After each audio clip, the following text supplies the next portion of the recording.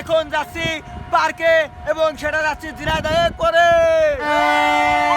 আজকের জার্নিটা ছিল আমাদের ঝিনাইদহ পার্ক। আর সত্য বলতে আমরা গ্রামের মানুষ আর গ্রামের চাচাতো ভাইরা যখন একটা কোনো জায়গায় ঘুরতে যাই তখন কিন্তু অনেক মজা হয়। আর এই বেশি মজা করতে করতে আমাদের ভাই চাকাটা পাঞ্চার হয়ে গেছে। মাঝপথে এসে আমাদের চাকায় সমস্যা হয়েছিল, তারপরেও কিন্তু আমরা অনেক আনন্দ করেছিলাম, অনেক আমরা বাঁশি বাজাচ্ছিলাম, অনেক আমরা আনন্দ, কারণ আমাদের আর একটা চাকা ছিল আর এটা আমাদের লাগাতে মাত্র 5 থেকে 10 মিনিট সময় লেগেছে। আমরা অটোতে ভাই 8-9 জন ছিলাম আর এখান থেকে আমরা সবাই একটু একটু কাজ করে আমাদের এই চাকাটা খুলছি এবং খুলে এখানে আমাদের সেটআপ করেছি খুব ভালো। এবং চাকাটা সম্পূর্ণ লাগানোর পর আমরা কয়েক মিনিটের ভিতরে চলে আসলাম ঝিনাইদহ পার্কে। আর ভাই এরা তো পার্কে এসে ভাই অনেক খুশি, আপনারা ভিডিওটা দেখতেই পারছেন। তারপর আমার ভাস্তে আয়নায় ভাই চুলটা দেখছিল যে তার চুলটা ঠিক আছে কিনা। এরপর আমরা আমাদের গাড়িটা আমরা একটা নির্দিষ্ট 80 টাকার বিনিময়ে আমরা এখানে গাড়িটা রেখে দিলাম পার্কের মধ্যে। এরপর চলে গেলাম টিকিট কাউন্টারে আর এখানে জনপ্রতি 70 টাকা করে আমাদের কাছ থেকে নেওয়া হলো। এরপর আমাদেরকে পার্কে প্রবেশ করানো হলো। আর এসে দেখেন আমরা সুন্দর সুন্দর ভিউ দেখতে থাকলাম। আর ভাই আমরা গ্রামে যেহেতু থাকি আমাদের কাছে এটা অনেক ভালো লেগেছে। এরপর চলে গেলাম সুন্দর একটা রিসোর্টে। আর এই রিসোর্টে ভাই সুন্দর সুন্দর পরিবেশ রয়েছে, এখানে ঝুলন্ত সেতু রয়েছে, এখানে ঝর্ণা রয়েছে, আসলে একটা দেখার মতো জায়গা। শেষটা আমরা ঘুরতে ঘুরতে চলে আসলাম হরিণ দেখতে। আর এই হরিণ দেখতে ভাই এরা